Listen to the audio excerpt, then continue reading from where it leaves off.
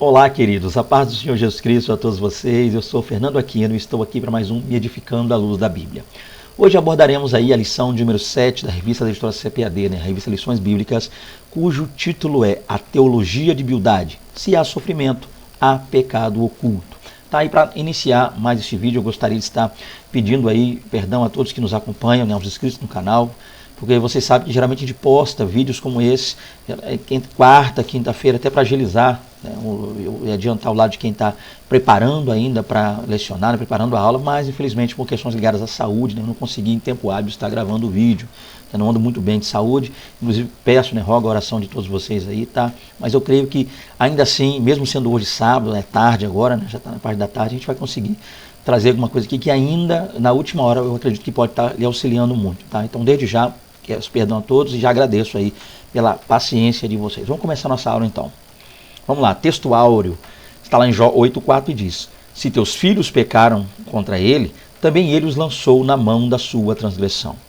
A nossa verdade prática nos diz: a existência do sofrimento não quer dizer que haja pecado oculto. Lembrando, gente, que isso aqui é a chave, né? Essa verdade prática deve nos guiar ao longo de toda a lição, para a gente conseguir compreender o que essa lição nos quer trazer de bênção aí. Vamos lá, continuando aqui, a nossa leitura bíblica em classe está lá em Jó 8, versos 1 ao 4, Jó 18, versos 1 ao 4, Jó 25, versos 1 ao 6. Vamos lá, a nossa introdução nos diz aí: Nesta aula, estudaremos sobre a teologia do segundo amigo de Jó, Bildade.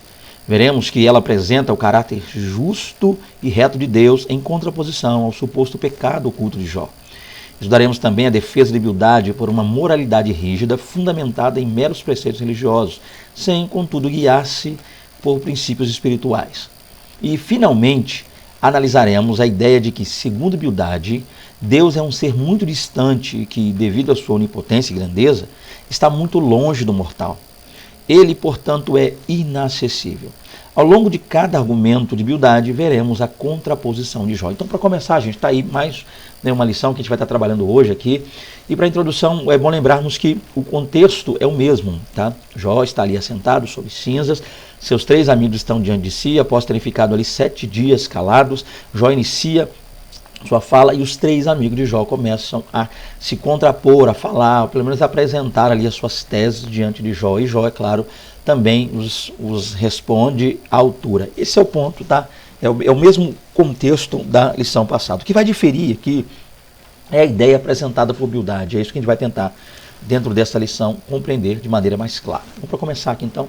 Nós temos aqui aquele que é o nosso primeiro tópico, cujo título é O pecado em contraste com o caráter justo e santo de Deus. Esse vai ser o assunto do nosso primeiro tópico. Por ser uma aula já está muito em cima, a gente vai tentar ser bem breve aqui nesta. Deus é justo e reto. A teologia de Bildade pode ser classificada em 2 esferas: os dos maus e a dos bons.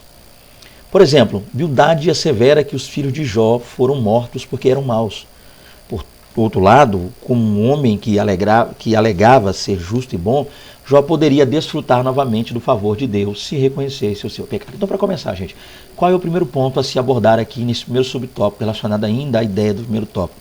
É entender o seguinte: é que Bildade está agora falando com Jó e ele vai apresentar uma teologia, uma linha, uma espécie de defesa da sua linha bem interessante, bem estranha. Por quê? Porque o que ele vai tentar trabalhar com isso, que a gente precisa entender, é que Bildade quer dizer, Bildade quer passar a ideia de que Jó está sofrendo, de que a família de Jó sofreu, de que as perdas de Jó, todas elas foram resultado de um pecado oculto de Jó. E é isso que a gente precisa entender aqui.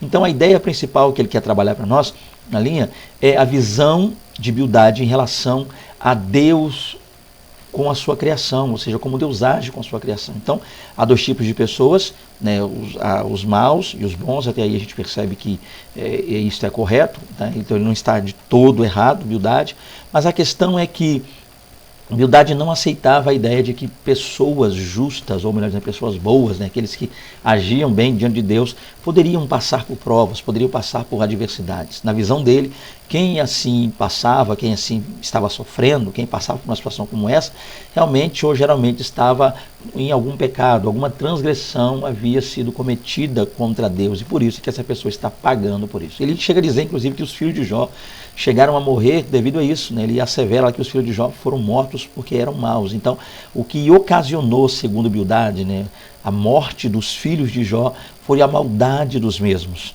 Segundo ele, esses filhos, esses 7 homens e 3 mulheres, eram pessoas más, pessoas ruins, pessoas de má índole. Por isso, então, é que eles acabaram morrendo. Segundo ele, eles estavam em pecado, havia algo que eles haviam feito que transgredira a lei e a vontade de Deus. É claro que a gente precisa entender isso aqui claramente. Então, uma coisa é interessante, a gente pode extrair muitas lições daqui. Uma delas é o fato de que esse homem está falando com o pai desses filhos. A gente sabe que uma coisa difícil para um pai é ouvir de alguém lançar uma palavra que vai contrário, tá, à atitude dos filhos, ainda mais quando o pai conhece, né?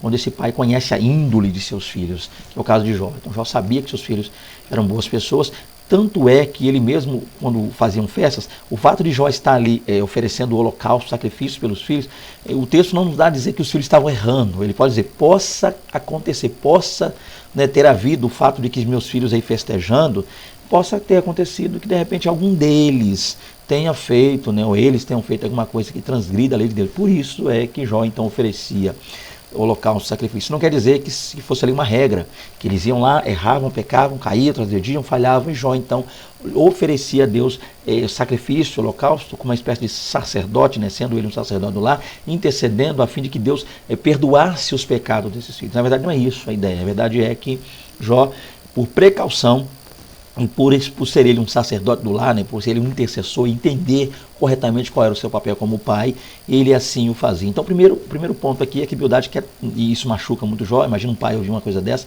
seus filhos morreram sim, mas porque eles eram maus, porque eles erraram, porque falharam, porque pecaram. Por outro lado, a gente tem aqui como um homem que alegava ser justo e bom, Jó poderia desfrutar novamente do favor de Deus se reconhecesse o seu pecado. Outra coisa, Bildade queria passar a ideia de que, de um lado, os filhos de Jó morreram por serem maus, mas, por outro lado, se Jó reconhecesse que havia pecado, reconhecesse seu erro, voltasse atrás, praticasse segundo a visão de Bildade, claro, as coisas da maneira correta, Deus ali, né, derramaria sobre ele o seu favor, ou seja, ele está levando, empurrando Jó para uma chamada meritocracia, que a gente vai ver já já com detalhe. Então o primeiro ponto é esse, gente, alguém que está alegando que Jó possuía em sua vida um pecado ou pecados ocultos, erros, falhas que Jó estava escondendo e ocultando.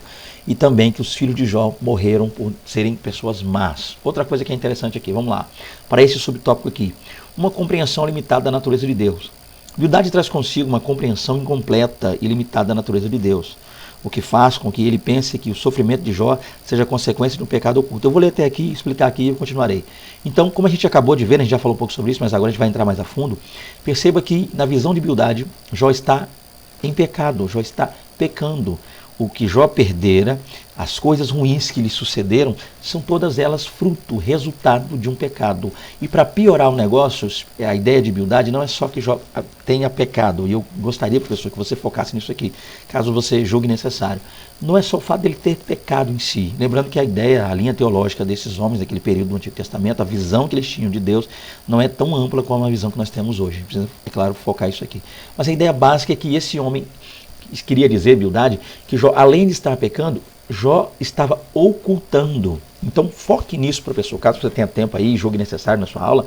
A questão principal aí é que, segundo Bildade, os pecados de Jó estavam sendo pelo mesmo ocultados, escondendo. Então Jó estava levando uma vida dúbia, esse é o problema. Com isso, o que é ocultar pecado? É ser uma pessoa diante da sociedade, diante das demais pessoas, e ser outra pessoa num secreto, no oculto. Então Jó maquiava, segundo, se nós cremos em que Bildade está, nós analisarmos a maneira como Bildade está falando, então a gente vai entender o quê? Segundo Bildade, Jó era alguém que maquiava uma vida, Jó levava uma vida dúbia, Jó era alguém que estava ocultando, estava tentando esconder, estava omitindo coisas relacionadas a pecados que ele tinha. Então, além de estar pecando, Jó, segundo Bildade, é claro, eu sempre vou dizer isso aqui, e esses pecados estavam todos ocultos. Jó estava fazendo o máximo para esconder esses pecados, era a visão dele. Vamos lá. Sua teologia destaca uma meritocracia humana no processo de justificação diante de Deus. Logo, o enfoque de Bildade não é a graça que flui de Deus, mas o esforço humano que, por mérito próprio, pretende justificar o homem diante de Deus. Então, outro ponto que é interessante. Bildade está alegando que Jó está em pecado, e grave isso, pecado oculto, ocultando suas falhas, seus erros, escondendo isso, transgredindo, levando uma vida dúbia. E ele também diz, olha, mas se você reconhecer, a ideia dele é essa, se você reconhecer que está em pecado, né, reconhecer e voltar atrás e viver de maneira correta, acertar a sua vida, vamos dizer assim, uma linguagem de hoje, Deus ele vai analisar, vendo que você mudou o seu posicionamento, e Deus vai então te abençoar, as coisas vão voltar a acontecer, haverá restituição, você vai voltar a ter a vida que levava daí para melhor, mas para isso é necessário que você entenda uma coisa, humildade quer dizer, Deus trabalha assim, aquele que é bom, Deus recompensa essa pessoa com tamanha bondade que essa pessoa nunca vai passar por nenhum viés, nenhum revés, melhor dizendo. Essa pessoa nunca vai passar por uma dificuldade, nunca vai passar por um aperto. Essa pessoa não passa luta, sofrimento e aperto porque é reta, é íntegra, não peca, não falha, não esconde. Mas você está aí pecado, e esse pecado está ocultado, você está tentando ocultar, esconder esse pecado, não admite a sua falha, então por isso você vai viver assim. Então, o que ele está dizendo? Ele está botando a ideia do toma lá da cá. Ele quer trazer uma teologia ligada ao toma lá da cá. Tá? É como Jó pudesse barganhar com Deus. Eu mudo meu posicionamento, mudo meu pensamento, e agora Deus também se vê obrigado a mudar em relação a mim. Essa seria uma das visões passadas por ele. Então, professores, tá aí, você que me assiste, para esses dois subtópicos. Primeiro subtópico, a ideia é entender isso aqui. Ele quer trazer a ideia de que Jó está em falha. E para provar a sua tese, ele vai dizer que os filhos, prova disso é que os filhos morreram. Então, se os filhos estavam errados, pecado, morreram por ser pessoas más, Jó estava passando por um momento difícil e poderia até vir a morrer também, caso ele não se arrependesse. Essa é a ideia dele.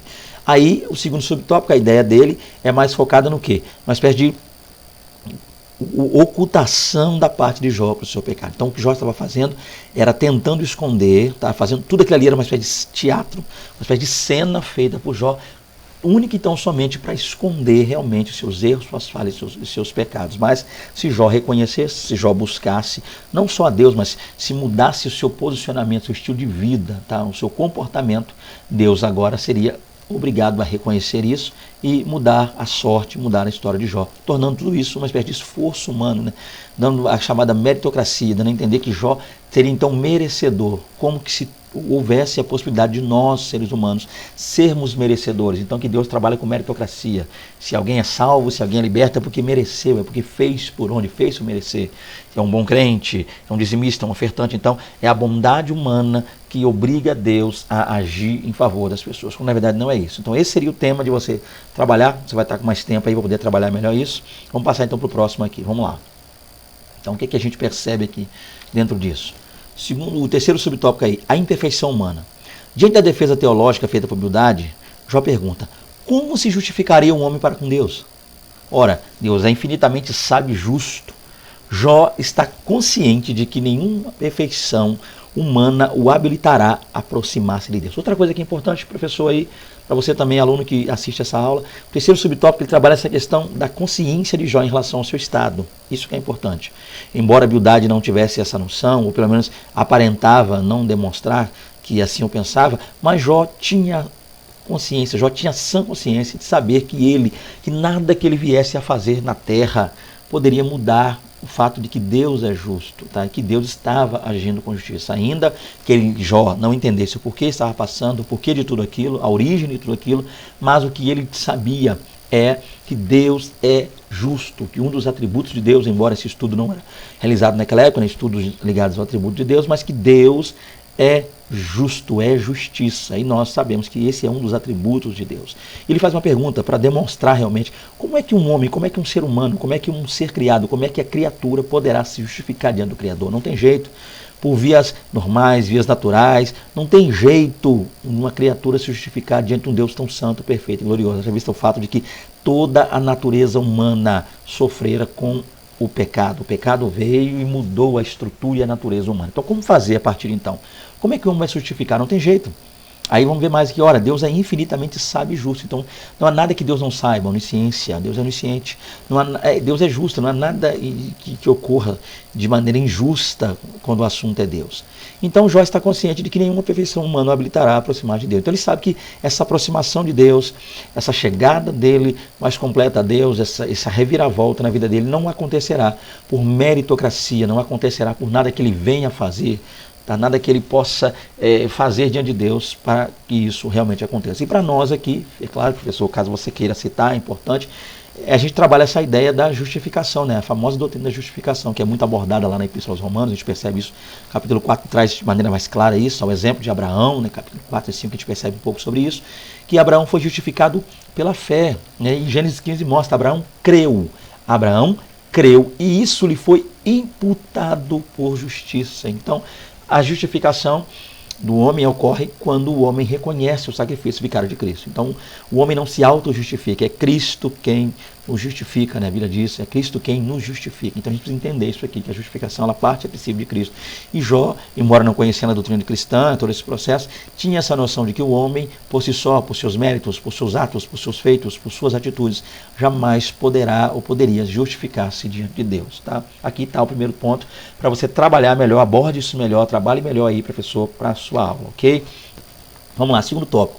O pecado visto como quebra da moralidade tradicional. Outro ponto que é interessante também aqui é a visão moral que Bildade tinha. Vamos aprender um pouco mais sobre esse ponto lá. Moralismo por tradição.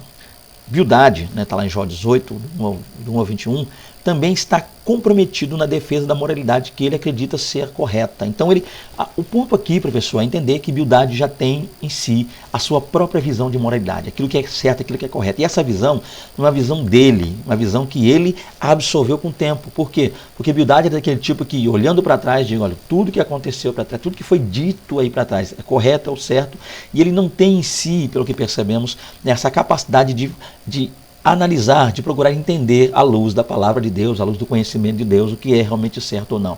Ou seja, algo que foi tradicionalmente dito como moral e como certo, ele acabou adquirindo isso para ele. Simplesmente Bildade está passando para frente algo que ele aprendeu atrás, sem com que haja uma análise, sem que haja da parte deste homem uma análise daquilo realmente. Então ele é um moralista, por assim dizer, né? Aquela pessoa que é um tradicional moralista, mas que não entende a princípio, não estuda afinco, não absorve o que seria essa tradição. Simplesmente ele pega aqui e passa para frente. Pessoas assim, porque fulano diz que é assim, me disseram que é assim, eu ouvi que é assim, não sei porque é, mas se disseram que é, então é e pronto, seja assim. Essa, professor, era a visão de Bildade. Vamos lá. Então, todavia, né, não podemos falar de uma ética ou teologia moral de Bildade, mas simplesmente de um moralismo fundamentado na tradição. Então a gente não pode dizer que Bildade ele tinha uma ética própria, era a visão dele em relação. Não, é uma visão que ele simplesmente ouviu, absorveu aquilo para a vida dele, sem primeiro entender realmente, conhecer aquilo, e acabou passando esta visão para frente. Esse é o ponto, essa é a linha, essa é a ideia de Bildade. Tá? Então a gente não percebe uma ética, ou seja, um comportamento ético dele, ou uma teologia moral, uma visão dele com relação a Deus, né? Compreender mais sobre Deus, não. O que a gente percebe em Bildade aí é simplesmente um moralismo fundamentado naquilo que ele ouviu, naquilo que lhe foi passado, né, há muito tempo atrás. E muitas pessoas são assim, tá? Acho que cabe falar um pouquinho sobre isso aqui, a gente precisa entender uma coisa. Embora a gente tenha aprendido, sim, amém. Louva a Deus pelas coisas maravilhosas que aprendemos com nossos pais na fé, bênção, glória a Deus por isso. Mas a gente precisa entender, tá, que essas coisas que nos serão úteis são aquelas que estão fundamentadas na palavra de Deus, embasadas na palavra de Deus, tá? Não aquilo que foi ou que nasceu da mente humana, da mente de líderes que, embora piedosos, embora até fazendo, né, visando um bem, mas que não compreenderam certas coisas e repassaram sem que houvesse um conhecimento. E com isso, essas questões repassadas, sem o conhecimento prévio da questão, acabaram gerando uma série de problemas. Então a gente precisa entender realmente, absorver, mas compreender e buscar de Deus esse entendimento. E tudo isso que nós temos como moral, tudo isso que nós temos como ético, ele parte a princípio daquilo que Deus nos ensinou, nos deixou, é claro, na sua palavra. Não nasceu da mentalidade humana. E isso aqui, acho que cabe você falar na sua lição aí. Vamos lá. Uma ameaça à tradição religiosa. Vamos entender isso aqui. Para Bildade, as desgraças sofridas por Jó ocorreram por causa da quebra da moralidade estabelecida. Então, vamos lá. Uma vez que a tradição, Bildade vai aprender uma tradição, e ele defendeu com unhas e dentes essa tradição. Jó, então, segundo Bildade, ocultamente quebrou tais tradições, ele pecou, ele errou, ele falhou, e por isso ele está agora vivendo, né, a chamada causa e efeito. Ele está passando por uma coisa que é resultado daquilo que, segundo Bildade, ele teria feito de mal. Bildade, Jó teria feito de errado. Então, simplesmente o Jó só está pagando por aquilo que ele fez. São consequências que ele está vivendo, terríveis, de pecados que ele lutou até onde pôde para ocultar, para esconder, mas que Bildade estava ali, segundo ele, para que fosse revelado tudo que estava oculto. Essa era a visão de Bildade. Como o entendimento de Bildade era de que o universo é controlado por leis morais inflexíveis, ao quebrá-las, Jó sofreu as consequências da mesma forma que sofre quem quebra a lei da gravidade. Neste aspecto, praticar a justiça é se ajustar à dinâmica dessas leis morais. Então, mais uma vez, só chovendo numa olhada aqui, eu já falei muito sobre isso, mas a ideia é que Jó está agora vendo ou ouvindo, também vendo e ouvindo Bildade defender a tese de que Deus pune os maus, até aí não está certo, mas que não há casos de justo sofrendo. Se alguém sofre, é injusto. Se alguém sofre, praticou injustiça. Se alguém sofre, é porque tal pessoa cavou em si, buscou para si, está sofrendo porque algo de errado fez. Esse é o ponto a se trabalhar. E trabalhe melhor, é claro, né, professor? Você aí, estou em cima da hora aqui. Vamos lá. A gente vendo aqui também um terceiro subtópico, um defensor celeste. Mas diante das acusações dos amigos, Jó está disposto a abandonar toda a tentativa de se auto-justificar. Então a gente percebe aqui, a partir daqui, gente, uma coisa interessante. Agora a coisa está mudando um pouco. Né? Jó está falando, ouvindo, ainda que ele tenha argumentos, né?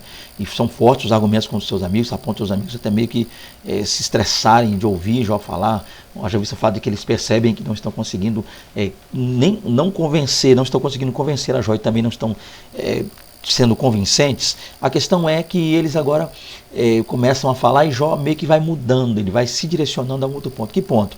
Ele começa a meio que se esquivar dessa tentativa dele de ficar se auto-justificando, ele começa então a apelar. Ele quer abandonar toda a instância humana e apelar para um mediador, ou seja, um redentor que defenderá a sua causa. Então, a partir desse diálogo, Jó agora está buscando, não mais se auto-justificar, se justificar por si mesmo, por seus méritos, por suas palavras, por seus gestos e atitudes, mas ele busca, ele intercede, ele clama a Deus, a fim de que lhe seja dado um mediador, um remidor, alguém que possa por ele falar, que esteja diante de Deus por ele. Ele não quer mais se defender, ao invés disso, apela para alguém totalmente justo que vai ficar entre ele e Deus. Que coisa linda, gente. E aqui agora, profeticamente, Jó começa a falar coisas que nos farão pensar, refletir e entender que profeticamente há uma referência, uma alusão a Cristo aqui. Vamos lá. E aí, é aí que ele contempla a cruz. Eu sei que o meu Redentor vive. Olha a frase que ele diz, que coisa linda. E a palavra Redentor traduz o hebraico Goel, né? A palavra hebraica aí, você pode pronunciar Goel, tanto faz, né? Aqui na aula de hebraico, mas a palavra aí, Goel, que vem de Gaal, olha que coisa interessante. Então vamos lá. A palavra redentor traduz o hebraico Goel e significa alguém que defendia um familiar quando este não podia fazer sua própria defesa. Gente, dando continuidade a isso aqui, algo interessante que a gente pode perceber é o fato de que ele agora começa, Jó, a apelar para um redentor, alguém que ele possa defender, alguém que possa por si falar, alguém que possa lhe auxiliar, alguém que esteja, ele começa a contemplar essa coisa linda. E com isso, é claro, profeticamente ele faz uma alusão a Cristo. E aí, a palavra hebraica usada para expressar o que Jó está querendo, né? Esse tipo de pessoa, esse tipo de intercessão, esse tipo de ajuda e auxílio que ele está buscando, é a palavra hebraica Goel, está aqui, ó, redentor. E esta palavra é muito comum na Bíblia, tá? A gente vê casos como o caso de Ruth, né? A gente vê a Boaz, o remidor. Então, o que acontece? Então, na cultura hebraica, na cultura bíblica, havia o chamado Goel, um remidor. Era uma pessoa que ela possuía muitas funções ligadas à família, uma delas era ser um defensor da família. A gente pode colocar aqui algumas questões que você pode até utilizar, professor, caso você julgue necessário aí na sua aula. Uma das funções do Goel seria, a princípio, quando alguém perdia uma posse, uma terra por dívida, alguém perdia o que tinha por dívida, esse remidor, que é esse Goel, podia ir lá e resgatar, comprar de volta aquela terra e dar de volta para a pessoa. Então, ele comprava de volta, ele readquiria, uma terra que alguém perdeu, um parente perdeu. Então, na família tinha um remidor, um Goel. Ele ia lá e comprava de volta essa terra. Quando alguém, muitas vezes, era vendido ou se vendia por escravo, esse Goel tinha também essa função de remidor, no sentido de ir lá e comprar essa pessoa que estava escravizada e trazer para a família e dar de volta a liberdade. Outra função do Goel, você pode ver lá em Deuteronômio 5, 25, dizendo no verso 5, se me falar a memória, ele também era aquele responsável na lei do levirato.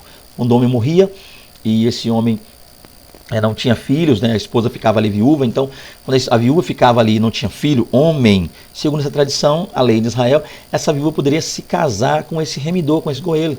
E o primeiro filho, o homem que nascia dessa relação, dava-se o nome do pai lá, né? Do marido dessa mulher que faleceu. Então o goelo também casava-se com a viúva lá de um parente para remir, para resgatar e para trazer de volta essa viúva. É o caso lá que a gente percebe lá no livro de Ruth. Então uma série de coisas. Outra coisa que um goelo também fazia, quando às vezes havia um homicídio, então o goelo também era o chamado vingador de sangue. Então o goelo, ele tinha também, né, quando um caso de homicídio, se ele encontrasse com a pessoa, o homicida, a pessoa que matou um parente, ele era o chamado vingador de sangue. O goelo também ia lá e matava essa pessoa. Era ele, a única pessoa ali que, por assim dizer, teria essa espécie de poder de ir lá e vingar a morte de um parente, né, e matar o homicida. Então, olho por olho, dente por dente, era o goelo quem fazia isso. Então, uma série de coisas que é interessante. Então, Jó aqui, ele busca um goelo, um remidor, né, alguém que pudesse remir, alguém que pudesse estar diante de Deus para interceder por ele. E é claro que isso a gente sabe que profeticamente aponta para Jesus Cristo, o nosso goelo, nosso remidor, aquele que nos comprou, nos lavou, nos remiu, nos redimiu, nos restaurou. Então isso aqui é claro que é algo interessante para que você possa trabalhar ainda mais e aplicar ainda mais a pessoa de Cristo aí na sua aula, tá, professor? Vamos lá? Terceiro subtópico, ou melhor dizendo, terceiro tópico, o pecado em contraste com a majestade de Deus. A grandeza de Deus. O terceiro discurso de Bildade é feito para exaltar Deus e rebaixar Jó. Então, gente, olha que coisa interessante. Bildade começa o seu terceiro discurso. Mas aí ele começa engrandecendo a majestade de Deus, até então tudo maravilhoso, mas com isso ele quer usar desse ardil, para rebaixar ainda mais Jó. Não há como negar que o longo debate entre Jó e seu amigo esgotou o poder argumentativo de Bildade, o que fez com que ele repetisse várias vezes o que já havia dito. Então ele começa no seu terceiro diálogo, engrandecendo a majestade de Deus, propositalmente a fim de com isso rebaixar e complicar ainda mais a situação de Jó. Mas Jó, em sua defesa, é muito forte, é muito contundente a sua defesa, então Bildade se vê meio que perdido, então ele acaba vendo um desgaste.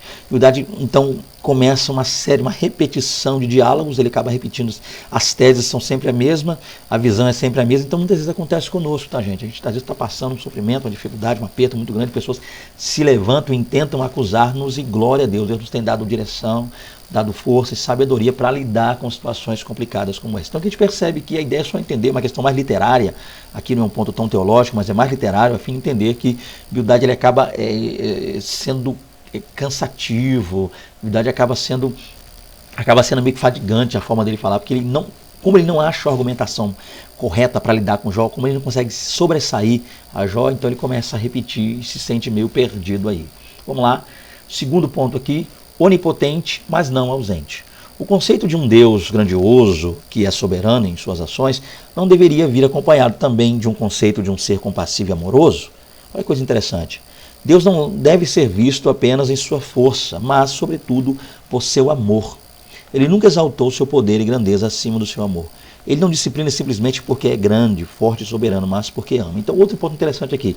Bildade está na sua defesa, falando da grandeza de Deus. E nesse ponto, a gente trabalha muito aquela chamada linha da transcendência e imanência. O diálogo de Bildade apresenta um Deus transcendente, ok, até aí ele está certo, mas ele nega em si a imanência, a ação de Deus no homem, a ação de Deus na criação, a ação de Deus na criatura. Ele põe Deus lá num patamar que Deus, sendo transcendente, sim, ele o é, mas que ele, nesse ponto, transcende, mas não é imanente, não age mais em relação ao homem. Ele criou os homens e o deixou ali, dando a eles as suas leis, diretrizes, mas não intervindo mais na vida dos homens, não intervindo mais na criação. Isso não é verdade. Então a gente percebe que sim, Deus é transcendente, né? Até aí há uma espécie de razão, ainda que pouca, para a Bildade. Mas o que ele quer mostrar é essa ideia de que Jó precisa pagar, Jó tem que pagar, Jó tem que confessar, Jó precisa garantir, reconhecer o seu erro. Ele está errado, ele está em pecado, ele está em falha, ele está transgredindo, ele está escondendo ou tentando ocultar seus erros. E por isso Deus está vindo com sua ira, seu castigo, sua ação sobre Jó. Então, isso aqui, gente, fechando todo esse ponto para ser mais claro, e peço perdão a vocês que eu estou correndo aqui para falar, porque está em cima. Como eu já disse, não estou muito bem de saúde aqui, suando muito, acho que é perceptível aí no vídeo, devido à febre, né, uma gripe muito forte. Mas a ideia é entender o seguinte, para esse segundo ponto aqui, onipotente, mas não ausente. O fato de que muitos, às vezes, acabam trabalhando aquela ideia de Deus é amor, mas é fogo consumidor. Então, o problema é que a gente, às vezes, perde o equilíbrio. Enquanto a gente entende assim, tá ok, Deus é amor, fogo consumidor, amém? Você pode falar o contrário se você quiser, Deus é fogo consumidor, mas também é amor. O problema é que algumas pessoas acabam levando só para um lado. Uns focam só no fogo consumidor, no juízo, na justiça, na ira. Né? Você pode perceber, às vezes, pela forma da pessoa falar. Tem pessoa que, quando está pregando, gente, só consegue apresentar um Deus irado, um Deus nervoso, um Deus destruidor, um Deus que só vem para matar, só vem para acabar, só vem para destruir. E não consegue, muitas vezes, mostrar ou demonstrar às pessoas o amor de Deus. Então a gente precisa entender que tem que haver aí um equilíbrio.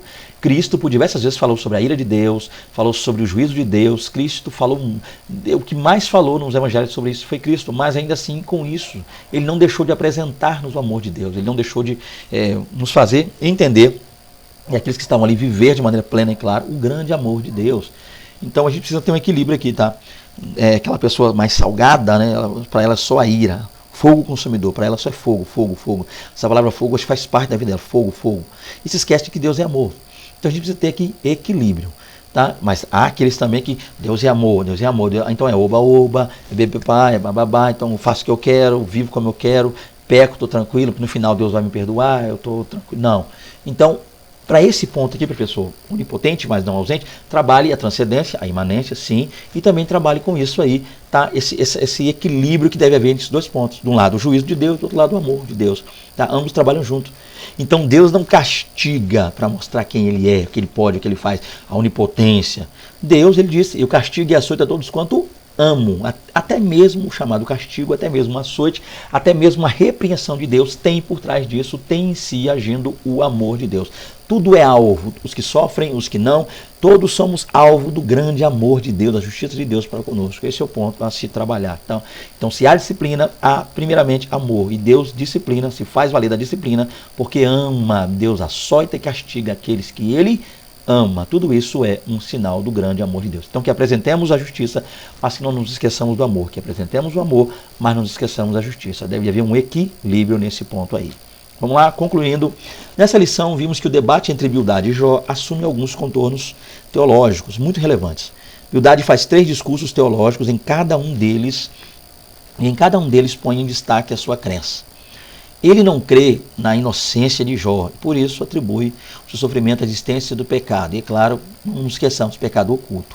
Assim, ele orienta Jó a viver segundo os ditames da tradição e, como consequência, o empurra para o moralismo de natureza apenas religiosa.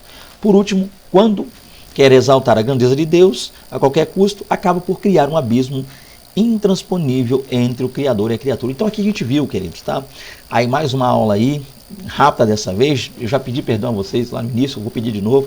Problema de saúde, estou aqui numa suadeira, não estou muito bem essa semana, orando a Deus aí para me tomando uns medicamentos, mas já estarei bem, fé em Deus. Então peço perdão pelo atraso, pela correria, que talvez tenha sido essa aula, talvez eu poderia ter explorado alguma coisa melhor aqui, mas não foi possível.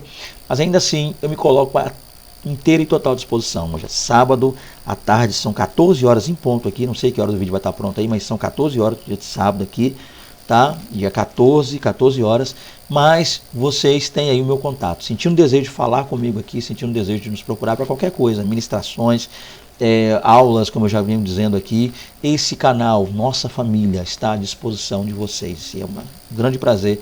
Né? Fiquem com Deus aí. Orem por mim. Peço que vocês também tirem um tempinho, aquele que desejar e sentir aí. Orem por mim para que eu já esteja bem, para que a gente consiga até mesmo a próxima lição. Tenho certeza que, querendo Deus, ela vai sair em tempo hábil, tá? Para que você possa trabalhar. Desde já, mais uma vez, agradeço a todos. A paz do Senhor Jesus. Até a próxima aula. Amém.